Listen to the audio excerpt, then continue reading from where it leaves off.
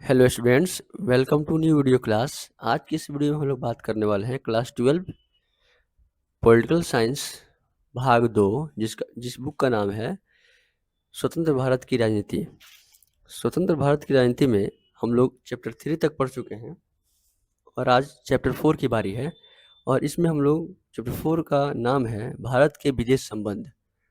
और इस चैप्टर के संबंधित हम 50 महत्वपूर्ण ऑब्जेक्टिव क्वेश्चंस और प्रीवियस ईयर क्वेश्चंस को देखेंगे और इसी क्वेश्चंस के माध्यम से हम लोग अपने कॉन्सेप्ट को क्लियर करते चलेंगे और इसी तरह हमारा चैप्टर 4 कंप्लीट होगा। आशा करता हूँ कि आप लोग पिछली वीडियो को देख कर आए होंगे। अगर आपने पिछली वीडियो को नहीं देखा है तो चैनल पर जाकर 12 पॉलिटिकल साइंस नामक प्लेलिस्ट को देखें। उसमें भाग 1 और भाग 2 से संबंधित सभी चैप्टर वाइज क्वेश्चंस कराए गए हैं और वहाँ से वीडियो कंप्लीट करने के बाद आप इस क्लास को देखें। हालांकि इंडिविजुअली अगर आपकी समस्या है चैप्टर 4 से, तो आप इस वीडियो को पहले देख सकते हैं और तब जाकर आप उस वीडियो को पूरा कंप्लीट कर लें ताकि आने वाले एग्जाम में आपको अधिक से अधिक लाभ हो पाए। तो चलिए बिना देर किए क्लास को स्टार्ट करते हैं और आपके लिए पहला क्वेश्चन लेकर आते हैं। पहला क्वेश्चन आज का है, भारत की विदेश नीति का प्रमुख निर्माता किसे माना जाता है? भारत की विदेश नीति का प्रमुख निर्माता किसे माना जाता है?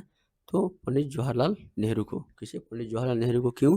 क्योंकि आज़ादी के बाद जब प्रथम कैबिनेट बना तो जवाहरलाल नेहरू प्रधानमंत्री के साथ साथ विदेश मंत्री भी थे, है ना। प्रधानमंत्री के साथ साथ विदेश मंत्री भी जवाहरलाल नेहरू बने रहे। अगला क्वेश्चन नंबर 2, भारत की विदेश नीति का मुख्य उद्देश्य क्या है? भारत की विदेश नीति का मुख्य उद्देश्य क्या है? क्या युद्ध करना है, शांति करना है, या विस्तारवाद है, या उपनिवेशवाद है? तो भारतीय विदेश नीति का मुख्य उद्देश्य शांति की स्थापना हो यही है। अगला क्वेश्चन है, पंचशील समझौता किस वर्ष हुआ? पंचशील समझौता किस वर्ष हुआ? तो पंचशील समझौता 1954 हुआ। किसके जिसके बीच हुआ? भारत, इंडिया और चाइना के बीच। इंडिया और चाइना के बीच पंचशील समझौता हुआ। यानी इसमें 5 सिद्धांत थे, इसी कारण इसका नाम पंचशील पड़ा। ऐसे समझौता जिसमें 5 सिद्धांत थे, जिस कारण इसका नाम क्या पड़ा? पंचशील पड़ा। देखिए क्वेश्चन आ गया अगला, चौथा नंबर क्वेश्चन, पंचशील समझौता किन 2 देशों के बीच हुआ? पंचशील समझौता किन 2 देशों के बीच हुआ? तो पंचशील समझौता भारत और चीन के बीच हुआ। किसके बीच हुआ? पंचशील समझौता भारत और चीन के बीच हुआ। नेक्स्ट क्वेश्चन देखेंगे, 5 नंबर क्वेश्चन, गुट निरपेक्ष आंदोलन का प्रथम शिखर सम्मेलन कहाँ हुआ? गुट निरपेक्ष आंदोलन का प्रथम शिखर सम्मेलन कहाँ हुआ? 5 नंबर क्वेश्चन है, गुट निरपेक्ष आंदोलन का प्रथम शिखर सम्मेलन बेलग्रेड में हुआ। कहाँ हुआ? बेलग्रेड में हुआ। बेलग्रेड शहर का नाम है। अगला है, गुट निरपेक्ष आंदोलन का प्रथम सम्मेलन कब हुआ? गुट निरपेक्ष आंदोलन का प्रथम सम्मेलन कब हुआ? तो 1961 में। कब हुआ? 1961 में हुआ। अगला क्वेश्चन 7 नंबर क्वेश्चन, भारत ने गुट निरपेक्षता की नीति कब बनाई? भारत ने गुट निरपेक्षता की नीति कब बनाई? तो स्वतंत्रता के बाद बनाई। कब बनाई? स्वतंत्रता के बाद। देखिए बार बार गुट निरपेक्ष आ रहा है। गुट निरपेक्ष आंदोलन, गुट निरपेक्षता की नीति, इसका मतलब क्या होता है? तो गुट निरपेक्षता का मतलब होता है, किसका मतलब? गुट निरपेक्षता। थोड़ा पेन को थोड़ा पतला करते हैं ताकि लिखने में आसानी हो, है ना। क्या है गुट निरपेक्षता? क्या है गुट निरपेक्षता? मतलब गुट निरपेक्षता का मतलब होता है किसी गुट में शामिल न होना। क्या होता है? गुट निरपेक्षता का मतलब होता है किसी भी गुट में शामिल न होना। आखिर इस नीति को भारत को क्यों अपनानी पड़ी? तो जब भारत आज़ाद हुआ 1947 में, जब भारत 1947 में आज़ाद हुआ, तो भारत, हम जानते हैं कि पिछले भाग 1 में हम लोग पढ़ चुके हैं कि 1945 से लेकर 1991 तक कौन सा दौर चल रहा था? कौन सा दौर चल रहा था? शीत युद्ध। क्या चल रहा था? शीत युद्ध चल रहा था। और शीत युद्ध में क्या था? शीत युद्ध में जो है दुनिया 2 खेमों में बट गई थी। साम्यवादी, कौन कौन? साम्यवाद और पूंजीवाद। साम्यवाद और पूंजीवाद में बट गए थे, है ना। तो विश्व, जब भारत आज़ाद हुआ 1947 में और शीत युद्ध चल रहा था 1945, तो उस समय दुनिया दो गुटों में बटी हुई थी, साम्यवाद और पूंजीवाद। साम्यवाद का नेतृत्व कौन कर रहा था? सोवियत संघ कर रहा था और पूंजीवाद का नेतृत्व अमेरिका, संयुक्त राज्य अमेरिका, यूएसए कर रहा था। यानी पूंजीवादी था वो और यह सामर्थ था। तो भारत के पास समस्या यह थी कि भारत किस गुट में जाए, है ना। तो भारत ने एक रास्ता निकाला और भारत ने रास्ता क्या है, गुट निरपेक्षता का रास्ता निकाला कि हम किसी गुट में शामिल नहीं होंगे, हम गुट निरपेक्ष रहते हैं, किसी भी गुट में फेवर में नहीं रहेंगे। हालांकि बाद में देखा जाए तो भारत का झुकाव रूस की तरफ गया, क्योंकि जब 1971 में भारत और रूस के बीच समझौता हुए, और समझौता करना जरूरी भी था। क्यों था?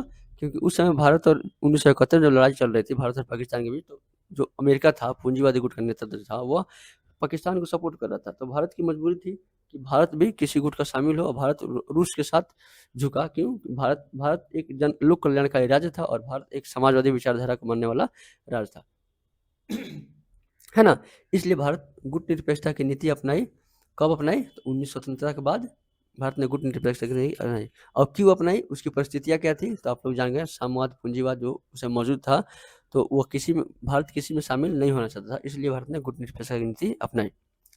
अगला क्वेश्चन 8 नंबर है, वाडुंगा वाडुंग सम्मेलन किस वर्ष हुआ था? वाडुंग सम्मेलन किस वर्ष हुआ था?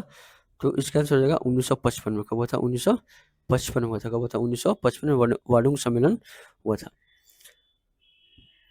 अगला क्वेश्चन है, भारत चीन युद्ध कब हुआ? 9 नंबर क्वेश्चन है, भारत चीन युद्ध कब हुआ? तो 1962 में। कब हुआ? 1962 में भारत चीन युद्ध हुआ। और इसी के साथ जो हम लोग पहले हिंदी चीनी भाई भाई का नारा दिया गया था, हिंदी चीनी क्या नारा था? हिंदी चीनी भाई भाई, क्या था? भाई भाई का नारा था ना। लेकिन बाद में क्या हो गया? बाद में हो गया जब हिंदी चीनी लड़ाई होने के बाद पंचशील समझौता टूट गया, भारत ने हस्तक्षेप कर दिया। तो पहले भाई भाई था, अब हो गया बाय बाय। क्या हो गया? Bye bye. कोई नाता नहीं है, बाय बाय, तुम कहाँ और हम कहाँ, है ना। तो इस प्रकार की व्यवस्था हुई थी। चीन ने धोखा दिया और 1962 में भारत पर हमला किया। अगला क्वेश्चन नंबर है 10, भारत पाकिस्तान का पहला युद्ध कब हुआ?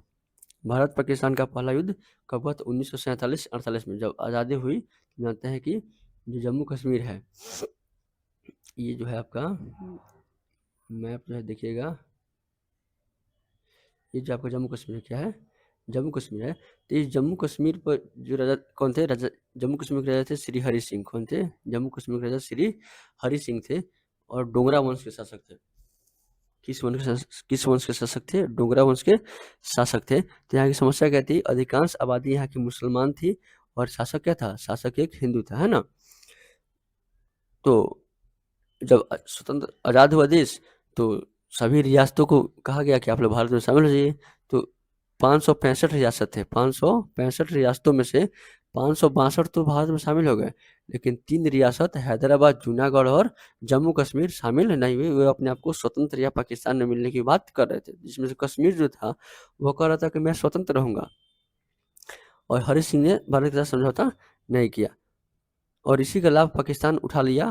और जब आज़ाद हुआ तो पाकिस्तान ने कश्मीर पर क्या किया? कबायलियों के भेष में अपनी सेना को भेजा और इस पर हमला करवा दिया, है ना। और इस प्रकार हरि सिंह भारत से मदद मांगे और विलय पत्र पर साइन किया और जम्मू कश्मीर को भारत का हिस्सा बताया। लेकिन तब तक इतनी में देर हो चुकी थी, और लगभग 1/3 क्षेत्र जो था, ये वाला क्षेत्र जिसे आज हम POK कहते हैं, POK, पाकिस्तान ऑक्युपाइड कश्मीर कहते हैं, इस पर पाकिस्तान ने कब्जा कर लिया था, है ना। तो यह युद्ध जब इस बहुत कम हिस्से को इस युद्ध में भारत ने वापस ले सका, और आज तक यह POK पाकिस्तान के कब्जे में है। और यह पहला लड़ाई था भारत और पाकिस्तान के बीच 1947-48 के बीच। अगला है, ताशकंद समझौता किस वर्ष हुआ? 11 नंबर क्वेश्चन है, ताशकंद समझौता 1967 में हुआ। क्या है ताशकंद समझौता? जब 1965 में जब लड़ाई हुई, 1965 में भारत इंडो पाक युद्ध हुआ। 1962 में हुआ था चीन के साथ, 1965 में हुआ पाकिस्तान के साथ। और इस इंडो पाक लड़ाई में इस समय हमारे प्रधानमंत्री लाल बहादुर शास्त्री थे, और इस लड़ाई को समाप्त करने के लिए, समझौता करने के लिए उज्बेकिस्तान के राजधानी ताशकंद में एक समझौता हुआ 1966 में, और वहीं पे हमारे प्रधानमंत्री लाल बहादुर शास्त्री की आकस्मिक गुप्त रूप से रहस्यमय ढंग से मृत्यु हो जाती है। तो ताशकंद समझौता याद रखिएगा 1966-1965 की लड़ाई के बाद हुआ था। अगला क्वेश्चन है, ताशकंद समझौते पर किसने हस्ताक्षर किया? ताशकंद समझौते पर लाल बहादुर शास्त्री जी ने हस्ताक्षर किया था। 13 नंबर क्वेश्चन है, शिमला समझौता कब हुआ? शिमला समझौता कब हुआ? कौन समझौता? शिमला समझौता कब हुआ? 14 number question. 13 number question, Shimla समझौता कब हुआ? तो शिमला समझौता 1972 में। कब हुआ? 1972 में। उस समय प्रधानमंत्री कौन थी? इंदिरा गांधी थी। कौन थी? 1972 में इंदिरा गांधी प्रधानमंत्री थी। शिमला समझौता किन दो देशों के बीच हुआ? 14 नंबर क्वेश्चन है, शिमला समझौता किन दो देशों के बीच हुआ? जाहिर सी बात है, भारत और पाकिस्तान के बीच हुआ। ये जो शिमला समझौता हुआ, यह क्यों हुआ था? 1971 में हम जानते हैं, 1971 में भारत पाक युद्ध हुआ था। क्या हुआ था? भारत पाक युद्ध, जिसमें एक नए देश बांग्लादेश की जन्म हुआ। बांग्लादेश कौन सा देश बना? बांग्लादेश एक नया देश का निर्माण हुआ। कब? 1971 में, है ना। आप लोगों को पिछले लेक्चर में कहानी बताए थे कि शेख मुजीबुर रहमान वगैरह के बारे में, उनको मार दिया गया, उनके पूरे फैमिली को मार दिया गया, है ना। पाकिस्तान के 91,000 सैनिक ने सरेंडर किया और इसी सरेंडर के कारण शिमला में समझौता हुआ और शिमला समझौते के बाद उन 91,000 सैनिकों को वापस लौटाया गया, है ना। तो भारत और पाकिस्तान के बीच शिमला समझौता हुआ। अगला क्वेश्चन है, बांग्लादेश का निर्माण कब हुआ? अभी आप लोग बताएं, बांग्लादेश का निर्माण 1971 में लड़ाई के बाद हुआ था। आप लोग कमेंट में बताइए, अगर आप लोग पिछली वीडियो लेक्चर को देखे हैं तो बताइए, बांग्लादेश जो शेख मुजीबुर रहमान थे, उनके पार्टी का नाम क्या था? शेख मुजीबुर रहमान के राजनीतिक दल यानी पॉलिटिकल पार्टी का नाम क्या था? कमेंट में बताइए, है ना। अगला क्वेश्चन है 16 नंबर क्वेश्चन, भारत सोवियत मैत्री संधि कब हुई? भारत सोवियत मैत्री संधि कब हुई? 1971 के समय, है ना। यानी इस समय स्थिति ऐसी हो गई थी 1971 की लड़ाई में। 1971 की लड़ाई में ये भारत का नक्शा जो देखेंगे हम लोग, है ना, ये भारत के नक्शा जो देखेंगे, है ना, तो इधर है अरब सागर। कौन है? अरब सागर। यहाँ पाकिस्तान आपका है और ये इंडिया है, यहाँ बांग्लादेश था और ये है बंगाल की खाड़ी। तो अरब सागर, हिंद महासागर नीचे है, हिंद महासागर, है ना। तो पाकिस्तान की मदद के लिए, पाकिस्तान की मदद के लिए अमेरिका ने अपना समुद्री बेड़ा, समुद्री जहाज नेवी को भेज रहा था। और उसी कड़ी में इंदिरा गांधी ने 1971 में सोवियत संघ के साथ मैत्री संधि की और मैत्री संधि के नेतृत्व में सोवियत ने हमारी मदद की और उन्होंने अपना समुद्री जहाज ब्रिगेड भेजा। तब जाकर अमेरिका क्या हुआ? शांत हुआ। और उस समय अमेरिका रूस के चलते ही भारत और पाकिस्तान के बीच हस्तक्षेप नहीं कर सका और भारत की जीत हुई, है ना। क्यों इस समय अमेरिका यहाँ यूएसए और रशिया की बात क्यों आ रही है? क्योंकि 1971 का बात है और 1971 में जानते हैं कि क्या चल रहा था? शीत युद्ध का दौर 1945 से 1991 तक चला। तो शीत युद्ध के बीच में कोल्ड वार इसका नाम क्यों है? देखिए, यूएसए आ गया और यहाँ रशिया आ गया। रशिया और यूएसए के आने के बाद दोनों पीछे हट गए। क्यों? इसलिए तो इसका नाम कोल्ड वार है। कोल्ड वार का मतलब ऐसा वार जो कभी हुआ ही नहीं, हथियार का उपयोग हुआ ही नहीं, इसलिए इसका नाम क्या है? कोल्ड वार है ना। केवल होड़ था कि मैं बड़ा तो मैं बड़ा, केवल अपने आप को सुपीरियर दिखाने के लिए यह लड़ाई चल रही थी। अगला है, विचारधारा की लड़ाई थी एक प्रकार का। भारत की विदेश नीति का आधार क्या है? भारत की विदेश नीति का आधार क्या है? तो साम्राज्यवाद, पंचशील, सैन्यवाद और उपनिवेशवाद। भारत की विदेश नीति का आधार पंचशील है। कौन है? पंचशील भारत की विदेश नीति का आधार है। अगला क्वेश्चन है 18 नंबर, पंचशील के कितने सिद्धांत हैं? देखिए, आप लोगों को शुरू में बताए थे कि पंचशील में कितने सिद्धांत हैं, तो 5 सिद्धांत हैं, इसलिए इसे क्या कहा गया? पंचशील कहा गया। अगला क्वेश्चन है, भारत ने पहला परमाणु परीक्षण कब किया? भारत ने अपना पहला परमाणु परीक्षण कब किया? 19 नंबर क्वेश्चन है, भारत ने अपना पहला परमाणु परीक्षण कब किया? तो 1974 में किया। कब किया? 1974 में किया। स्माइलिंग बुद्धा, क्या था नाम? स्माइलिंग बुद्धा। अगला है, पहला परमाणु परीक्षण कहाँ हुआ? 20 नंबर क्वेश्चन है, पहला परमाणु परीक्षण कहाँ हुआ? तो पोखरण फील्ड फायरिंग रेंज में। पोखरण राजस्थान में है और वहीं पे क्या होता है? परमाणु परीक्षण पोखरण में होता है। अगला है, भारत ने दूसरा परमाणु परीक्षण कब किया? भारत ने दूसरा परमाणु परीक्षण कब किया? तो 1998 में। तो पोखरण में जब परमाणु परीक्षण हुआ 1974 में, तो इंदिरा गांधी प्रधानमंत्री थी और जब 98 में हुआ तो कौन थे? अटल बिहारी वाजपेयी कौन थे? अटल बिहारी वाजपेयी के समय दूसरा परमाणु परीक्षण हुआ। अगला 22 नंबर क्वेश्चन है, भारत की विदेश नीति का प्रमुख लक्ष्य क्या है? भारत की विदेश नीति का प्रमुख लक्ष्य क्या है? विश्व शांति करना, युद्ध करना, विस्तार करना या हथियार निर्माण करना? तो भारत की विदेश नीति का लक्ष्य है विश्व शांति बनाए रखना। अगला है, गुट निरपेक्ष आंदोलन के प्रमुख नेता कौन थे? गुट निरपेक्ष आंदोलन के प्रमुख नेता कौन थे? तो इसका आंसर हो जाएगा नेहरू भी थे, टीटो भी थे और नासिर भी थे। तीनों नेता थे, टीटो, नासिर और नेहरू। अगला है नेम, NAM का पूरा नाम क्या है? Non alignment movement, national alliance movement, new Asian movement या नॉन? तो इसका मतलब है नॉन अलाइनमेंट मूवमेंट, यानी गुट निरपेक्ष आंदोलन को ही नॉन अलाइनमेंट मूवमेंट इंग्लिश में बोला जाता है। अगला है, भारत ने किस देश को राजनीतिक शरण दी? अगला है 25 नंबर क्वेश्चन, भारत ने किस देश को राजनीतिक शरण दी? क्या किस देश को? यहाँ देखिए देश दिया है, इसमें व्यक्ति का नाम दिया है, लामा, जिन्ना, टीटो, नासिर। तो किस देश ने, किस देश सही है हम बता दे रहे हैं किस देश को। तो चूंकि दलाई लामा को राजनीतिक शरण मिली और देश का नाम था तिब्बत। क्या नाम था? तिब्बत के जो धर्म गुरु थे उसको दलाई लामा कहते हैं। तिब्बत पर 1900 जब तिब्बत पर भारत ने पहले पंचशील समझौता कर लिया चीन के साथ, और उसके बाद इसका दुरुपयोग करते हुए चीन ने क्या किया, तिब्बत पर आधिपत्य कर लिया। तो वहाँ के जो राजनीतिक गुरु थे, क्योंकि वह बौद्ध धर्म को मानते हैं और उनके राजनीतिक गुरु को क्या कहते हैं, लामा का, दलाई लामा कहते हैं, तो वे भारत में शरण लिए। और आज भी देखिएगा धर्मशाला जो हिमाचल प्रदेश में, वहाँ उनका निवास स्थान है। 26 नंबर क्वेश्चन है, दलाई लामा किस देश से संबंधित है?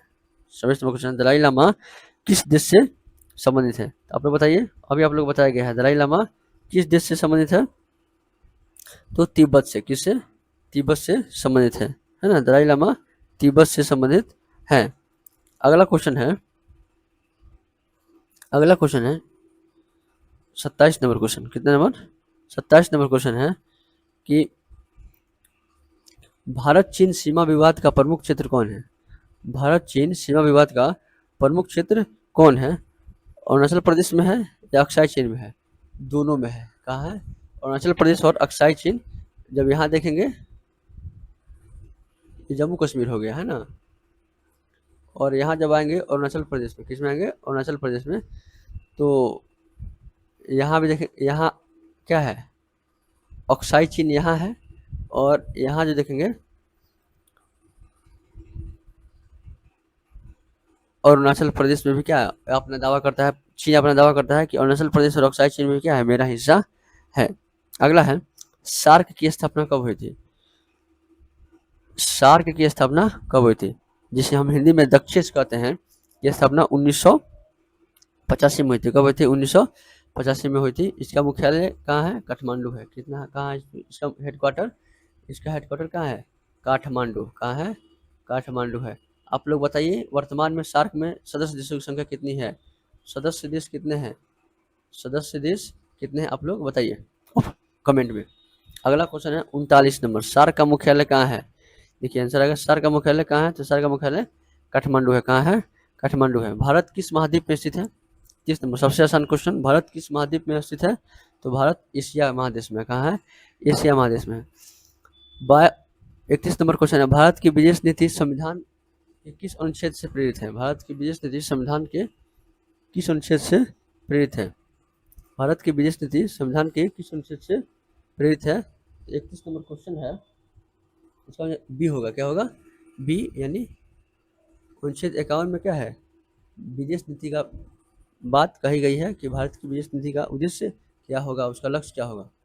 अगला क्वेश्चन है, भारत संयुक्त राष्ट्र का सदस्य कब बना? भारत संयुक्त राष्ट्र का सदस्य कब बना? तो 1945 में। कब बना? 1945 में। भारत संयुक्त राष्ट्र का संस्थापक सदस्य देश है। क्या है? भारत संयुक्त राष्ट्र का संस्थापक सदस्य देश है। भारत संयुक्त राष्ट्र का संस्थापक सदस्य देश है। अगला क्वेश्चन है, संयुक्त राष्ट्र का मुख्यालय कहाँ है? क्या है? संयुक्त राष्ट्र का मुख्यालय कहाँ है? तो इसका आंसर होगा न्यूयॉर्क में। कहाँ है इसका मुख्यालय? है न्यूयॉर्क में संयुक्त राष्ट्र का मुख्यालय है। अगला क्वेश्चन है, भारत पाक युद्ध 1965 में किस मुद्दे पर हुआ था? भारत और पाकिस्तान के बीच 1965 में लड़ाई किस मुद्दे पर हुई थी? जिसका आंसर होगा कश्मीर के मुद्दे पर। किस पर हुई थी? 1947 देखेंगे कि 1947 और 48 की जो लड़ाई हुई थी वो भी कहाँ हुई थी, उस किस्म में भारत और पाकिस्तान के मुद्दे पर हुई थी, और यह भी जो लड़ाई हुई थी 1965 की वो भी कश्मीर के मुद्दे पर हुई थी 1965 में। अगला क्वेश्चन देखेंगे, भारत की विदेश नीति किस सिद्धांत का समर्थन करती है? निशस्त्रीकरण की, हथियारों की दौड़ की, या युद्ध की, या उपनिवेशवाद की?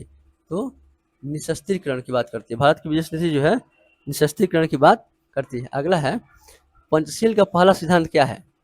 पंचशील का पहला सिद्धांत क्या है? 36 नंबर क्वेश्चन देखेंगे, पंचशील का पहला सिद्धांत क्या है? तो क्षेत्रीय अखंडता का सम्मान करना। क्या है? क्षेत्रीय अखंडता यानी जो क्षेत्र हैं, देशों की संप्रभुता की रक्षा करना, एक दूसरे के सरकार को मान्यता देना पहला सिद्धांत है पंचशील का, जो भारत और चीन के बीच हुआ था 1954 में। अगला क्वेश्चन है 37 नंबर क्वेश्चन है, क्या 37 नंबर का, गुट निरपेक्षता का अर्थ क्या होता है? इसका मतलब होता है किसी भी गुट में शामिल न होना। पीछे आपको बताया जा चुका है कि गुट निरपेक्षता का क्या अर्थ होता है, किसी भी गुट में शामिल न होना। भारत का पड़ोसी देश नहीं है। 38 नंबर क्वेश्चन है, कौन भारत का पड़ोसी देश है? नेपाल भारत का पड़ोसी देश है, भूटान है, चीन है, जापान नहीं है। भारत का पड़ोसी देश जापान नहीं है, ध्यान में रखिएगा बात। अगला क्वेश्चन है 39 नंबर क्वेश्चन, भारत श्रीलंका समझौता कब हुआ? भारत श्रीलंका समझौता कब हुआ? भारत श्रीलंका समझौता देखिए तो कब हुआ? भारत श्रीलंका समझौता 1987 में हुआ। कब हुआ? 1987 में हुआ। अगला क्वेश्चन है, भारत की विदेश नीति में पंचशील शब्द का अर्थ क्या है? भारत की विदेश नीति में पंचशील शब्द का अर्थ क्या है? तो आप लोग बताइए। पंचशील का अर्थ है 5 सिद्धांत। क्या है? 5 सिद्धांत। क्या है? 5 सिद्धांत को पंचशील कहते हैं। अगला क्वेश्चन है, भारत की विदेश नीति किस पर आधारित है? भारत की विदेश नीति किस पर आधारित है? तो भारत की विदेश नीति शांति और सहयोग पर आधारित है। किस पर आधारित? शांति और सहयोग, सहअस्तित्व की नीति पर आधारित है। अगला क्वेश्चन है, भारत और चीन के बीच पंचशील समझौता पर हस्ताक्षर किसने किया? भारत और चीन के बीच पंचशील समझौते पर हस्ताक्षर किसने किया? तो नेहरू और चाउ एन लाई ने। कौन किया? भारत के प्रधानमंत्री नेहरू और वहाँ के प्रधानमंत्री चाउ एन लाई ने पंचशील समझौते पर हस्ताक्षर किया। अगला क्वेश्चन है, भारत की परमाणु नीति का मुख्य आधार क्या है? भारत की परमाणु नीति का मुख्य उद्देश्य क्या है? भारत की परमाणु नीति का मुख्य उद्देश्य क्या है? तो शांतिपूर्ण उपयोग। क्या है? शांतिपूर्ण उपयोग है, यानी भारत की परमाणु नीति का एक और उद्देश्य है पहले न उपयोग करने की नीति। भारत की पॉलिसी क्या है? परमाणु नीति की पॉलिसी क्या है? नो फर्स्ट यूज का पॉलिसी है। और भारत परमाणु नीति कहता है कि मैं शांति के लिए उपयोग करूंगा, हथियार के निर्माण में बहुत कम उपयोग करूंगा, लेकिन शांतिपूर्ण उद्देश्य के लिए उपयोग करूंगा, ताकि विश्व व्यवस्था में शांति बनी रहे, है ना। अगला क्वेश्चन है, भारत किस संगठन का संस्थापक सदस्य है? भारत किस संगठन का संस्थापक सदस्य है? नेम का है, हाँ, नॉन अलाइनमेंट मूवमेंट यानी गुट निरपेक्ष आंदोलन का संस्थापक सदस्य कौन है? भारत है। अगला है, भारत चीन युद्ध के समय भारत के प्रधानमंत्री कौन थे? भारत चीन युद्ध के समय भारत के प्रधानमंत्री कौन थे? तो नेहरू थे। कौन थे? नेहरू थे। अगला क्वेश्चन है, कारगिल युद्ध कब हुआ? कारगिल युद्ध कब हुआ? तो कारगिल युद्ध हुआ 1999 में। कब हुआ? 1999 में, भारत और पाकिस्तान के बीच हुआ। अगला क्वेश्चन है, कारगिल युद्ध किन देशों के बीच हुआ था? कारगिल युद्ध भारत और पाकिस्तान के बीच हुआ था। किसके बीच हुआ था? भारत और पाकिस्तान के बीच हुआ था। अगला क्वेश्चन है, भारत की विदेश नीति का एक प्रमुख तत्व है। भारत की विदेश नीति का एक प्रमुख तत्व कौन है? अंतर्राष्ट्रीय सहयोग करना, युद्ध करना, उपनिवेशवाद या नस्लवाद? तो अंतर्राष्ट्रीय सहयोग करना। क्या है? अंतर्राष्ट्रीय सहयोग करना भारतीय विदेश नीति का एक प्रमुख लक्ष्य है। अगला क्वेश्चन 49 नंबर, रंग भेद की नीति का भारत ने क्या किया? समर्थन किया, विरोध किया कि अपनाया, या इनमें से कोई नहीं? तो जाहिर सी बात है, भारत ने विरोध ही किया होगा, रंग भेद को बढ़ावा नहीं दिया होगा। रंग भेद की नीति कहाँ है?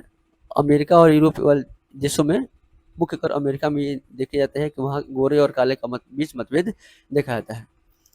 अगला क्वेश्चन है, भारत की विदेश नीति का अंतिम उद्देश्य क्या है? भारत की विदेश नीति का अंतिम उद्देश्य क्या है? तो शांति, विश्व शांति और विकास, युद्ध, विस्तारवाद या साम्राज्यवाद नहीं। तो विश्व शांति और विकास करना भारत की विदेश नीति का मुख्य लक्ष्य है। तो ये रहे हमारे 50 क्वेश्चंस। आशा करता हूँ कि आपको ये क्वेश्चंस पसंद आए होंगे। अगर आपको क्वेश्चन पसंद आए तो वीडियो को लाइक कीजिए, चैनल को सब्सक्राइब कीजिए और अपने दोस्तों के साथ शेयर कीजिए, ताकि आपके दोस्त भी इसका समुचित लाभ ले सकें और अपनी तैयारी को मजबूत बना सकें, है ना। फिर हम अगले कड़ी में आपको मिलेंगे चैप्टर 5 के क्वेश्चन के साथ। तब तक के लिए धन्यवाद।